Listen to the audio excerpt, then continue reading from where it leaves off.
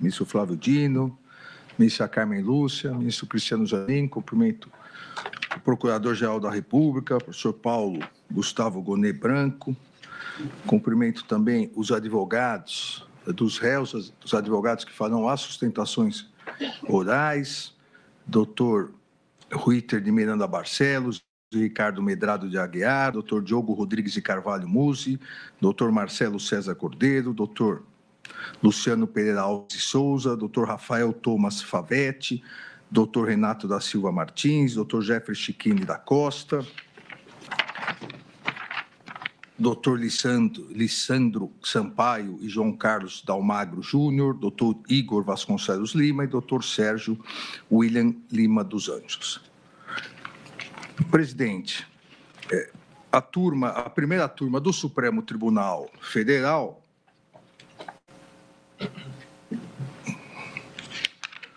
em sessão realizada no dia 20 de maio de 2025, recebeu a denúncia, por unanimidade, a denúncia oferecida pela Procuradoria-Geral da República em relação a Bernardo Romão Correia Neto, Esteban Caos Teófilo Gaspar de Oliveira, Fabrício Moreira de Bastos, Hélio Ferreira Lima, Márcio Nunes Rezende Júnior, Rafael Martins de Oliveira, Rodrigo Bezerra de Azevedo, Ronald Ferreira de Araújo Júnior, Sérgio Ricardo Cavalieri de Medeiros e Vladimir Matos Soares, pela prática dos crimes de organização criminosa armada, tentativa de abolição violenta do Estado Democrático de Direito, golpe de Estado, dano qualificado pela violência e grave ameaça contra o patrimônio da União e com considerável prejuízo para a vítima e deterioração de patrimônio tombado. Observadas as regras do concurso material de delitos, artigo 69, caput do Código Penal, e concurso de agentes, artigo 29 do Código Penal. E rejeitou a denúncia em relação a Cleverson Ney Magalhães e Newton Diniz Rodrigues, com fundamento no artigo 395, inciso 3º do Código de Processo Penal.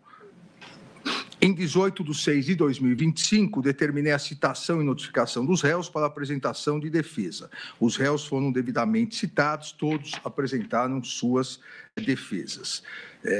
Em 7 de julho de 2025, rejeitei as preliminares arguidas pelas defesas dos réus e indeferi os requerimentos de absolvição sumária formuladas. Indeferi também o pedido para a oitiva de Mário Fernandes, arrolado pela defesa do réu Esteban Caos Teófilo,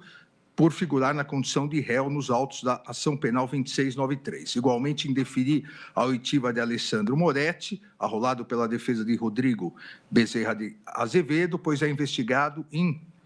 PET conexa, tendo inclusive sido indiciado pela Polícia Federal na PET 11.108, a denominada investigação da BIM paralela. Também indeferi pedidos de oitiva de militares que conduziram a sindicância no âmbito do Exército Brasileiro e do comandante que presidiu o inquérito policial militar no âmbito da Justiça Federal, arrolados pela defesa de Márcio Nunes e Rezende Júnior, em virtude da ausência de indicação de pertinência nos termos do artigo 396. Indeferi ainda a oitiva de Ariane Valéria do Amorim, por se tratar de esposa do réu Rodrigo Bezerra de Azevedo, bem como indeferi as oitivas do presidente Luiz Inácio Lula da Silva e de Vossa Excelência, presidente, do ministro Flávio Dino, arrolados pela defesa de Rodrigo Bezerra de Azevedo, em virtude de não ter sido apresentada qualquer justificativa para tais oitivas, nem demonstrada sua devida pertinência ou necessidade. Também foi indeferido o pedido de Rodrigo Bezerra de Azevedo de expedição de ofício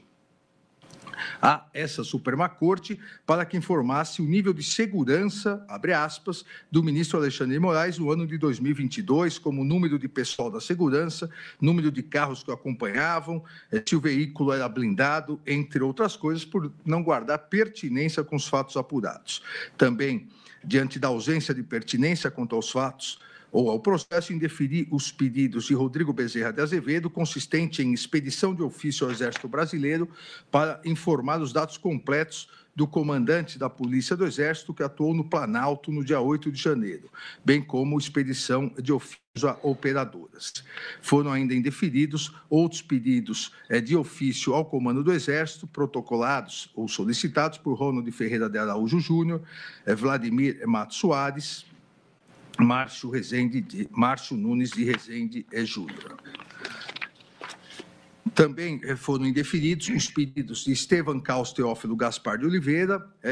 para ter o direito de participar dos depoimentos das testemunhas e dos interrogatórios dos corréus, uma vez que já havia sido definida a participação, o acompanhamento, obviamente sem direito a perguntas. E também foi indeferido o ofício o pedido de expedição de ofício à autoridade policial para que juntasse o vídeo do interrogatório policial do general Estevam Teófilo e do testemunho do general Freire Gomes, pois ambos os testemunhos, os depoimentos, estavam na íntegra na PET 12.100. Ainda, presidente, foi deferido o pedido de oitiva do colaborador Mauro César Barbosa Cid como informante do juízo e as oitivas às demais testemunhas de defesa, bem como homologuei o pedido de desistência das testemunhas de acusação. Deferi ainda diversos pedidos formulados por Rodrigo Bezerra de Azevedo, consistentes em oficiar a COPESP para prestar diversas informações quanto à questão de viaturas, saída, entrada, responsáveis da viaturas, questão de munições, explosivos, armamentos, como consta detalhadamente no relatório escrito. Requerimentos formulados por Estevam Caos Teófilo Gaspar de Oliveira, consistentes no compartilhamento das provas produzidas na ação penal 2668, especialmente os depoimentos do general Freire Gomes, ex-comandante do Exército, o interrogatório do ex-presidente Jair Messias Bolsonaro e a acariação realizada com o general Freire Gomes. Da mesma forma, foi deferido o requerimento formulado por Rafael Martins Oliveira, consistente em oficiar o Exército Brasileiro, requerendo o envio aos autos da ficha de movimentação do militar, com todas as suas movimentações no período de janeiro de 2021 a janeiro de 2023, e a que caráter as movimentações ocorreram. Também foram deferidos foi deferida a realização de perícias solicitadas pelas defesas de Ronald Ferreira de Araújo Júnior, Hélio Ferreira Lima e Estevam Caos Teófilo Gaspar de Oliveira, a fim de que fossem providenciados junto a peritos independentes contratados pela defesa, com a juntada dos laudos periciais no prazo de 15 dias. Julguei prejudicado requerimentos de acesso da defesa aos autos da sua integralidade, uma vez que já no momento de oferecimento da denúncia, isso foi analisado pela turma, a defesa teve integral acesso a todas as provas utilizadas pela acusação, pela Procuradoria-Geral da República, no momento de oferecimento da denúncia. Também julguei outros pedidos prejudicados de Ronald Ferreira de Araújo Júnior, quanto a laudos periciais da Polícia Federal, uma vez que já se encontravam juntados aos autos, de Vladimir Matos Soares, da mesma forma. Determinei à Secretaria Judiciária do Supremo Tribunal Federal que trasladasse aos autos cópia do sumário constante na ação penal 2668, com a indicação de todo o conteúdo apreendido durante as investigações relacionadas à PET 12.100, 9842, 11.108, 11.552, 11.781, 12.159, 12.732, 13.236 e ação penal 2417. Aqui é aquela documentação que não foi, já os outros núcleos salientaram e nós salientamos isso, não foi utilizada pela acusação para o oferecimento da denúncia, não foi utilizada pela acusação para a imputação dos fatos, as defesas solicitaram, porque a Polícia Federal havia apreendido, e isso foi colocado à disposição de todas as defesas.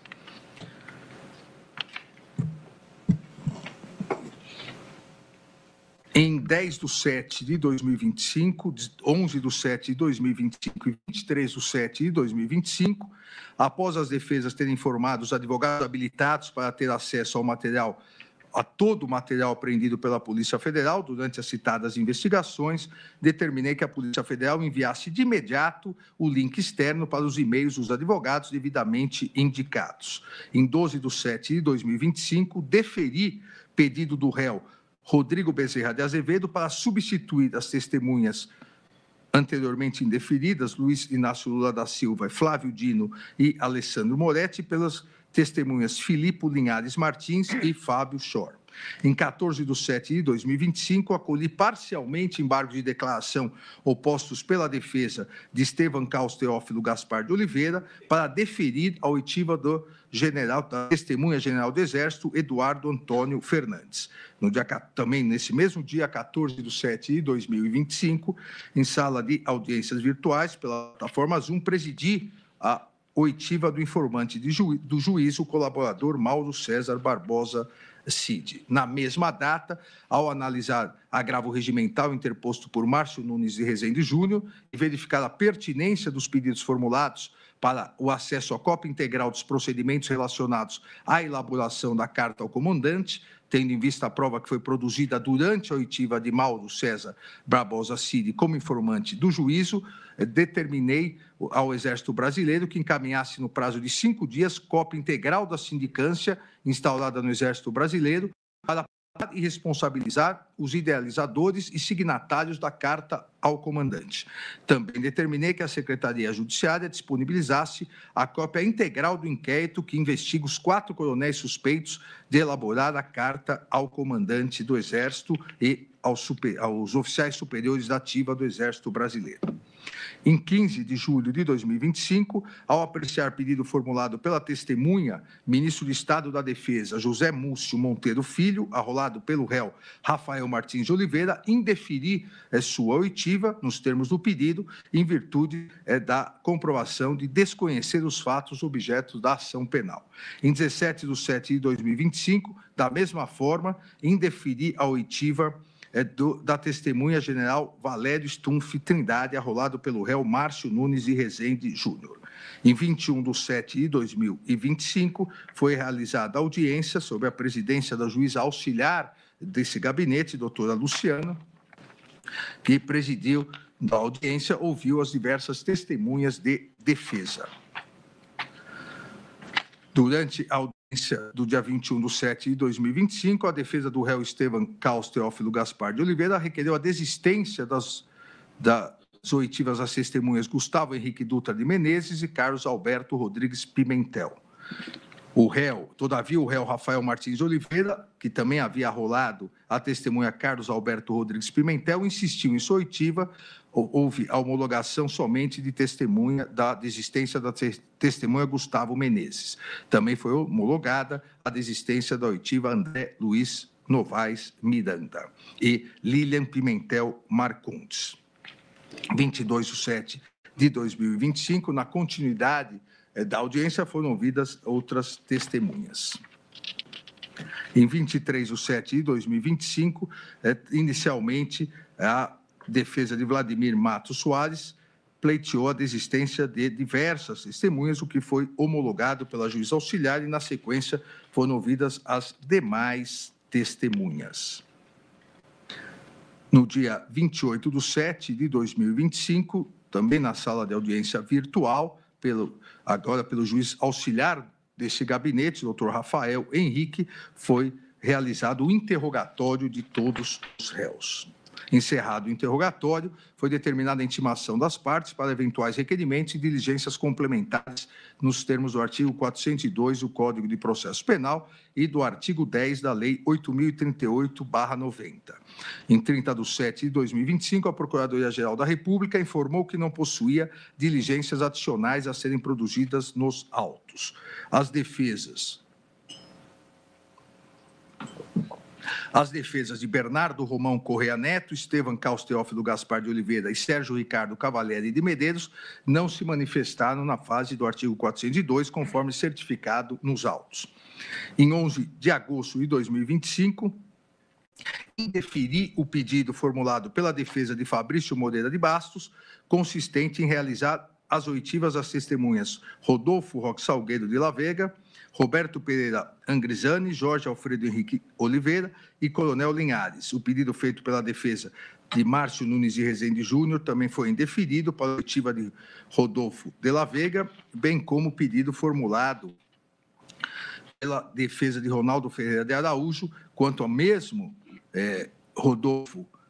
de la Vega e Coronel Linhares, tendo em vista consistir em pedidos protelatórios e requerimentos impertinentes à finalidade do artigo 402, nos termos da fundamentação, então, desenvolvida na decisão. Também foram indeferidos pedidos protelatórios e impertinentes feitos pela defesa de Vladimir Matos Soares, Rafael Martins de Oliveira, Rodrigo Bezerra de Azevedo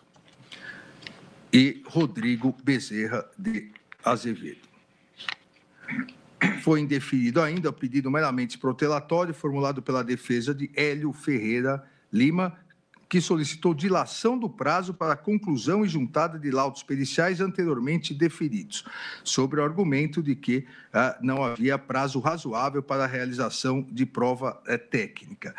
O pedido havia sido deferido, o prazo havia sido fixado em 15 dias e, no momento da fixação do prazo, não houve nenhuma resignação da defesa. Julguei prejudicados os pedidos das defesas de Ronald Ferreira de Araújo Júnior e de Márcio Nunes de Rezende Júnior para terem acesso aos autos do inquérito instaurado para investigar as circunstâncias de elaboração de carta ao comandante. Esse prejuízo foi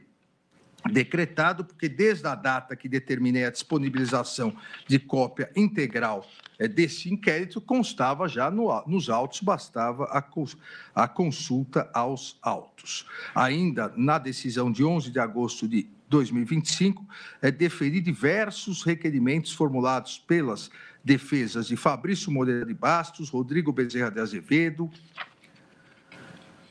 em relação a provas complementares nos termos do artigo 10 da Lei 8.038. Narro aqui no relatório por escrito quais as diligências requeridas e deferidas. A Procuradoria-Geral da República, em 15 de nove de 2025, apresentou suas alegações finais.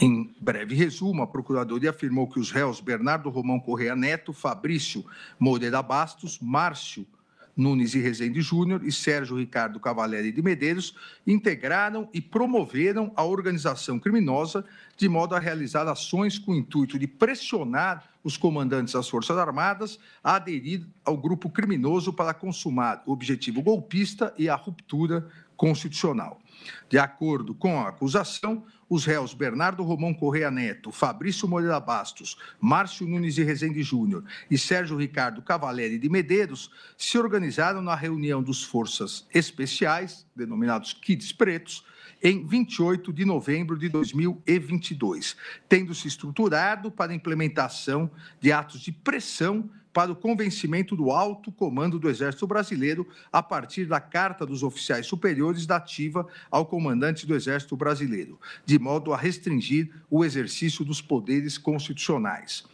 A Procuradoria-Geral da República ressaltou que o réu Estevam Carlos Teófilo Gaspar de Oliveira, general e então comandante do COTER, integrou o grupo criminoso, tendo participado da empreitada delitiva com encontro com o líder da organização criminosa, réu já condenado no primeiro núcleo, Jair Messias Bolsonaro, e o comprometimento de executar ações ilegais com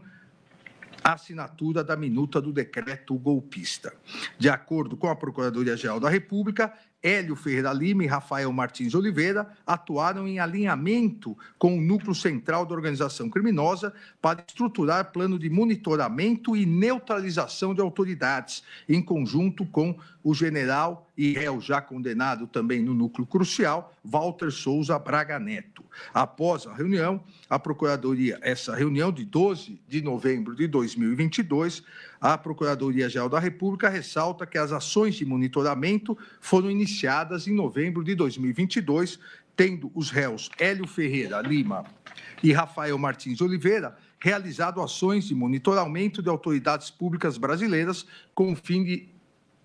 restringir os poderes constitucionais. A denúncia também, e as alegações finais também afirmaram que Rafael Martins Oliveira e Rodrigo Bezerra de Azevedo participaram da denominada Operação Copa 2022, derivada do Plano Punhal Verde-Amarelo. A Operação Copa 2022 consistiu na etapa delitiva do grupo criminoso com ações de campo para neutralização e monitoramento de ministro dessa Suprema Corte com a utilização de técnicas de anonimização. No mesmo sentido, a Procuradoria-Geral da República destacou que Vladimir Matos Soares teria realizado ações de campo para monitoramento do candidato eleito à presidência da República, Luiz Inácio Lula da Silva, no âmbito da empreitada delitiva. A Procuradoria-Geral da República, ao final, requer a condenação de Bernardo Romão Correia Neto, Estevam Caos Teófilo Gaspar de Oliveira, Fabrício Moreira de Bastos, Hélio Ferreira Lima, Márcio Nunes de Rezende Júnior, Rafael Martins de Oliveira, Rodrigo Bezerra de Azevedo, Sérgio Ricardo Cavaleri de Medeiros e Vladimir Matos Soares por todos os crimes imputados na denúncia. Requereu ainda a fixação do valor mínimo para a reparação dos danos causados pelos crimes denunciados. Em relação a Ronald Ferreira de Araújo Júnior, a Procuradoria-Geral da República afirmou que o réu se engajou na elaboração e divulgação da carta ao comandante, mas afirmou que os elementos de prova conduziram a conduta incitatória. Nesse sentido, a Procuradoria-Geral da República requereu a desclassificação de sua conduta para amoldá-la ao tipo penal de incitação ao crime na forma equiparada pela animosidade das Forças Armadas contra os poderes constitucionais, previsto no artigo 286, parágrafo único do Código Penal, facultando-lhe a negociação dos benefícios penais pertinentes. No relatório, narro detalhadamente tanto o encontro em 9/12/2022, em que o réu Estevam Caos Teófilo Gaspar de Oliveira se reuniu com o líder da organização criminosa, Jair Messias Bolsonaro,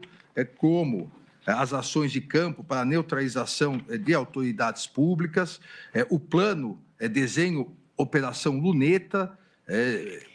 de autoria imputada a Hélio Ferreira Lima, a reunião do dia 12/11/2022, com as contribuições imputadas na denúncia e sustentadas nas alegações finais de Hélio Ferreira Lima e Rafael Martins de Oliveira, as ações de monitoramento em relação a esse ministro relator e ao presidente Luiz Inácio Lula da Silva, com contribuições, segundo a Procuradoria-Geral da República, e a atuação de Rafael Martins de Oliveira, Hélio Ferreira Lima e Vladimir Matos Soares.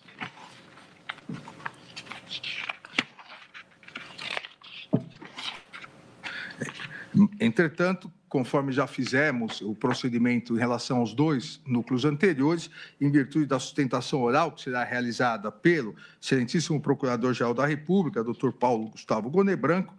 deixo de especificar mais detalhadamente os argumentos que serão expostos por Sua Excelência.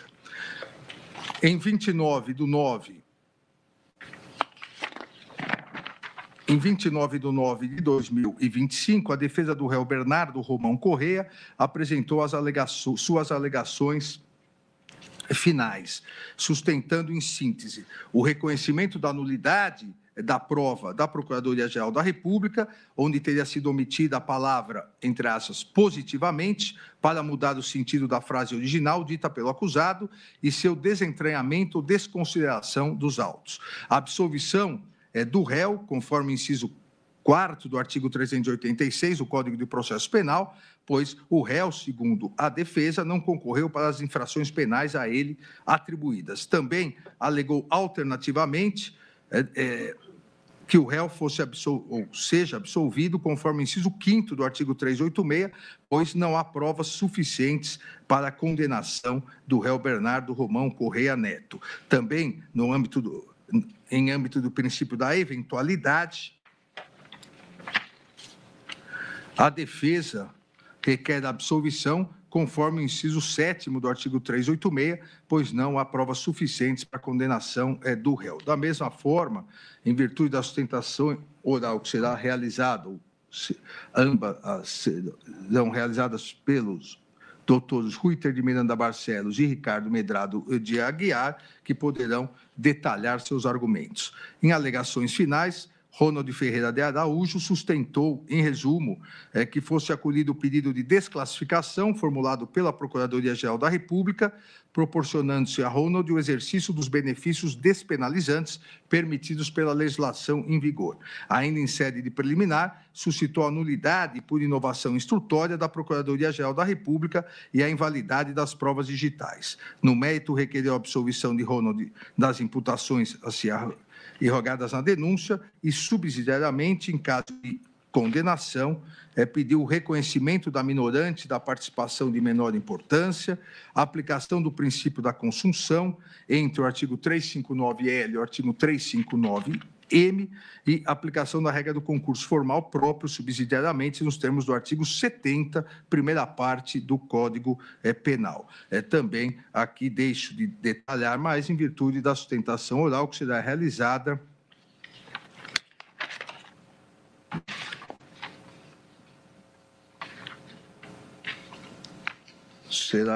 pelo doutor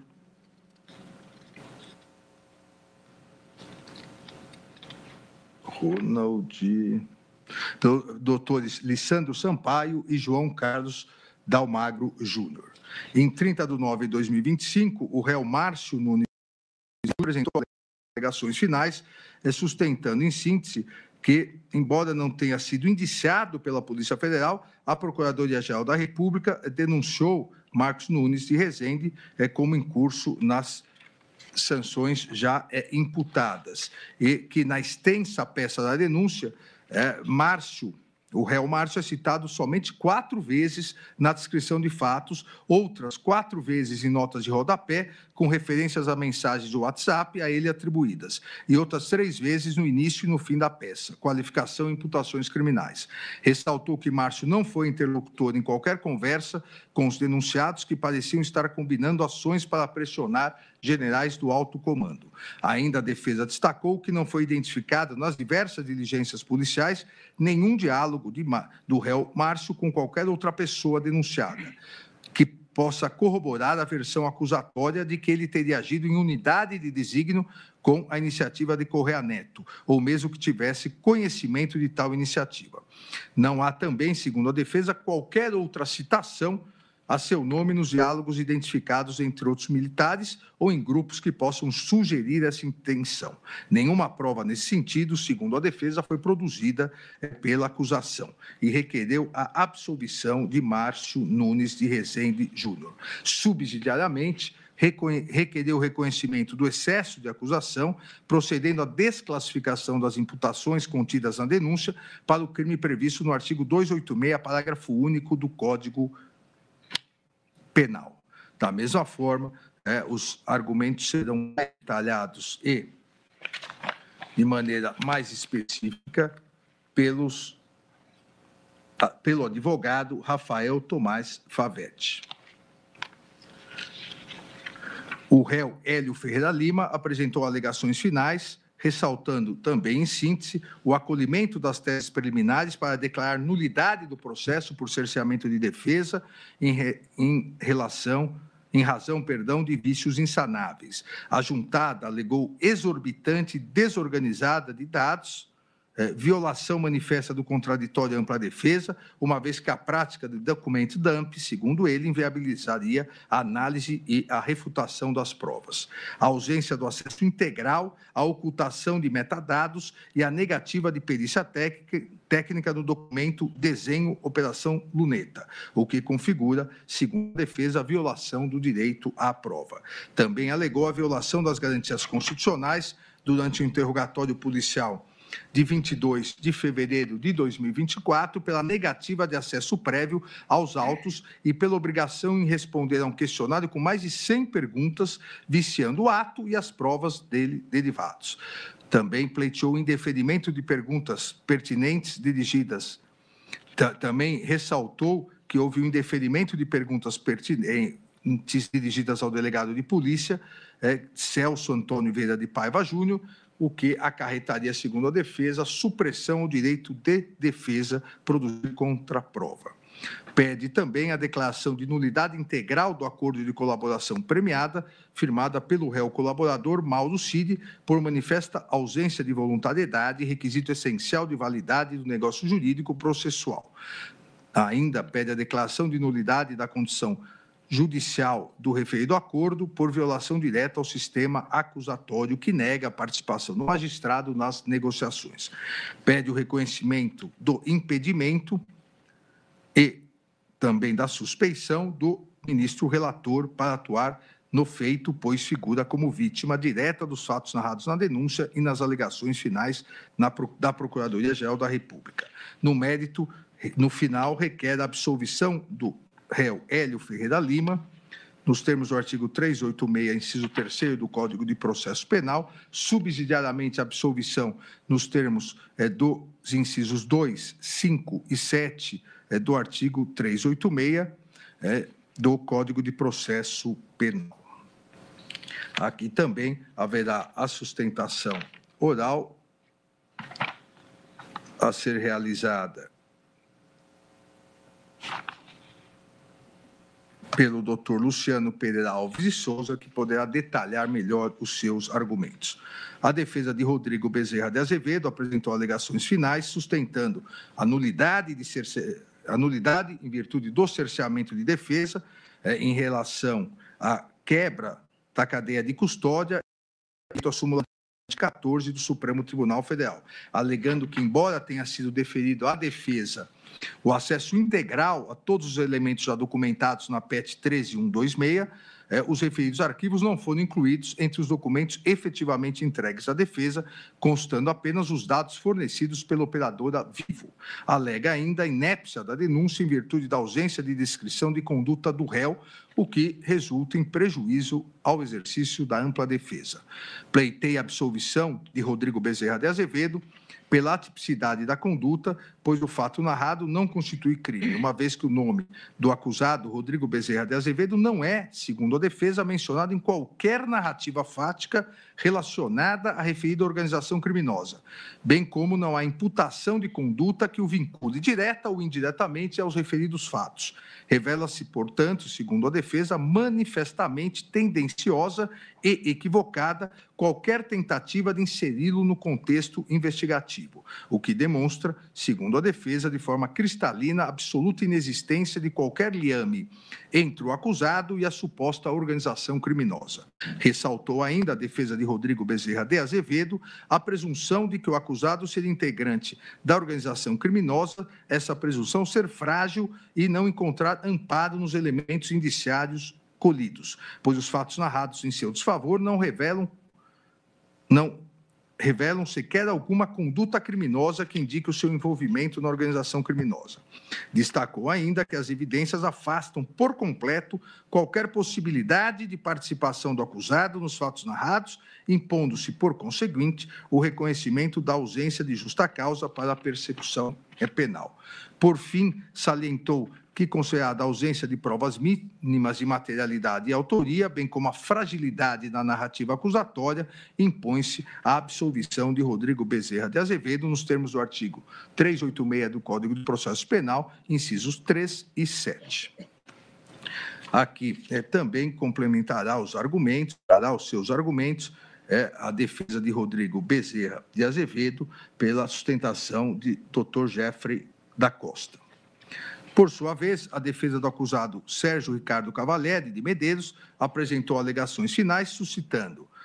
com base na prova dos autos, que Sérgio Ricardo Cavalieri não integrava a organização criminosa, não praticou ação alguma para pressionar o alto comando do Exército Brasileiro, pois ele não integrava o grupo das Forças Especiais, não participou da reunião de 28 de novembro de 2022, não tinha qualquer conhecimento do plano Punhal Verde e Amarelo, não tinha qualquer conhecimento do plano Operação Luneta, não tinha qualquer conhecimento do plano Copa 22, não confeccionou, não elaborou carta dos oficiais militares ativa, não assinou essa carta, orientou militares a não assinarem a carta dos oficiais militares ativa, e a defesa ainda salienta que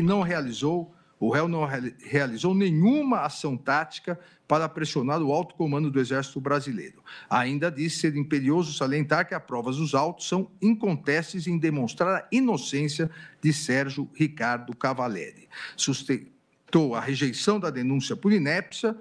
ainda a declaração de incompetência do Supremo Tribunal Federal para processar e julgar originariamente o feito, pleiteou a fixação da competência do plenário subsidiariamente, caso não acolhida a incompetência do Supremo Tribunal Federal, requereu sejam desclassificadas as imputações realizadas na denúncia para o delito de incitação, nos termos do artigo 286, parágrafo único do Código Penal, e ainda sustentou a absolvição do crime de abolição violenta do Estado Democrático de Direito, tendo em vista a absorção do artigo 359-L pelo artigo 359-M do Código Penal e a absolvição pelos crimes de dano e deteriorização do patrimônio. Também será realizado pelo réu Sérgio Ricardo Cavalieri de Medeiros a sustentação oral pelo doutor Igor Vasconcelos Lima. A defesa de Fabrício Moreira de Bastos apresentou alegações finais, sustentando, em breve resumo, o reconhecimento da nulidade processual por cerceamento de defesa diante do indeferimento da intimação pessoal e formal das testemunhas militares arroladas e da realização de audiência de instrução e julgamento sem a oitiva desses depoentes. A absolvição do réu Fabrício Moreira de Bastos, nos termos do artigo 386, inciso 4, não infrações penais a eles atribuídas, subsidiariamente, ainda que o réu seja absolvido conforme o inciso 5º do artigo 386, pois não há nenhuma prova que o réu tenha concorrido para as infrações penais. Por fim, subsidiariamente, pleiteia subsidiariamente que o réu seja absolvido conforme o inciso 7º do artigo 386 pela ausência de provas suficientes para a condenação. Aqui, em nome de Fabrício Moreira de Bastos, fará a sustentação oral o doutor Marcelo César Cordeiro. A defesa de Vladimir Matos Soares apresentou suas alegações finais, tendo-se ressaltado o reconhecimento de nulidade, pleiteado o reconhecimento de nulidade diante do vício da violação do sistema acusatório, o qual não permite que o magistrado se mostre protagonista do processo, salientando que o magistrado foi vítima, bem como o feito se trata da maior ação penal do país, razão pela qual não há que se falar na inexistência de parcialidade, ocasião em que o feito se mostrou vicioso. Também pleiteia o reconhecimento de nulidade diante do vício sobre a imparcialidade, uma vez que o ministro relator diz, abre aspas, é um ser humano, o qual obteve informação acerca do plano de atentado com sua vida, motivo que, por si só, já deixa claro a sua impossibilidade para julgar de forma justa e imparcial, fecha aspas. Também pleiteia o reconhecimento de nulidade diante do vício referente à violação dos princípios constitucionais do contraditório, da ampla defesa, com o consequente reconhecimento da nulidade dos atos processuais que impediram o pleno exercício da defesa técnica, uma vez que foi disponibilizado cerca de 70 terabytes de conteúdo sem que houvesse a concessão de tempo hábil para análise e utilização pela defesa técnica. Pleiteia ainda a nulidade diante do vício de incompetência jurisdicional, uma vez que o Supremo Tribunal Federal não seria competente e, subsidiariamente, pleiteia a competência do plenário do Supremo Tribunal Federal. Também pleiteia a ausência de imparcialidade do ministro relator e, no mérito, pleiteia a absolvição de Vladimir Matos Soares em razão de que este não cometeu qualquer dos delitos imputados em seu desfavor, bem como diante do fato de inexistir provas que indiquem a sua participação dolosa quanto ao referido feito, nos termos do artigo 386, incisos 5º e 7º. Aqui também será realizada a sustentação oral em nome do réu Vladimir Matos Soares pelo Dr. Sérgio William Lima dos Anjos. Por fim, ainda não por fim, por quase fim, o réu Estevam Caos Teófilo Gaspar de Oliveira sustentou em suas alegações finais o reconhecimento de nulidade absoluta por quebra na cadeia de custódia e cerceamento ao exercício da ampla defesa e contraditório após o início da fase processual. No mérito, requereu a plena improcedência da pretensão punitiva estatal, nos termos do artigo 386 do Código do Processo Penal. Quanto ao crime de organização criminosa armada, sustentou a absolvição do réu General Teófilo, pela tipicidade da conduta, nos termos do artigo 386-3, e subsidiariamente a absolvição por ausência de provas suficientes de participação ou adesão à estrutura criminosa estável. Com relação ao crime de tentativa de abolição violenta ao Estado democrático de direito, da mesma forma, requereu a absolvição por inexistência de atos executórios concretos e, subsidiariamente, a absolvição por insuficiência de provas que demonstrem dolo específico ou emprego de violência ou grave ameaça, nos mesmos termos em relação ao crime de golpe de Estado. Também pleiteou absolvição pelo crime de dano qualificado e deterioração de patrimônio tombado por atipicidade da conduta e inexistência de dolo específico para as elementares penais de ambos os tipos. Aqui, em relação ao réu Estevam Caos Teófilo Gaspar de Oliveira, detalhará mais as suas teses de defesa o doutor Diogo Rodrigues de Carvalho Musi. Agora sim, presidente, por fim, o réu Rafael Martins de Oliveira apresentou suas alegações sustentando o impedimento, preliminarmente o impedimento desse ministro relator, o impedimento e suspeição do ministro-presidente, ministro Flávio Dino, a nulidade da audiência de interrogatório, sustentando a existência de legal, ação de ordem de retirada da farda militar do réu, a nulidade da audiência de interrogatório em virtude da realização de interrogatório em conjunto dos réus na presente ação penal, o cerceamento de defesa, sustentando a enorme dificuldade às defesas pelo volume e pela forma de acesso às provas dos autos, no mérito requereu a absolvição de todos os delitos imputados à denúncia,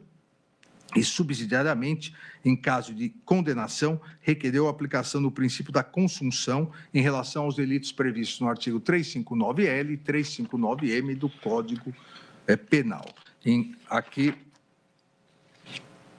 em relação ao réu Rafael Martins de Oliveira, fará a sustentação oral, detalhando suas teses de defesa, o doutor Renato da Silva Martins. Em 2 de outubro de 2025, considerando o regular encerramento da instrução processual, o cumprimento das diligências complementares que foram deferidas pelo juízo, bem como a apresentação das alegações finais pela Procuradoria-Geral da República e por todos os réus, solicitei ao presidente da primeira turma, ministro Flávio Dino, data para julgamento presencial da presente ação penal. Sua Excelência, presidente Flávio Dino, em 6/10/2025, agendou o julgamento presencial da presente ação para os dias 11 de novembro, 12 de novembro, 18 de novembro e 19 de novembro. Na data de ontem, conforme havia estipulado por despacho na semana passada, algumas defesas,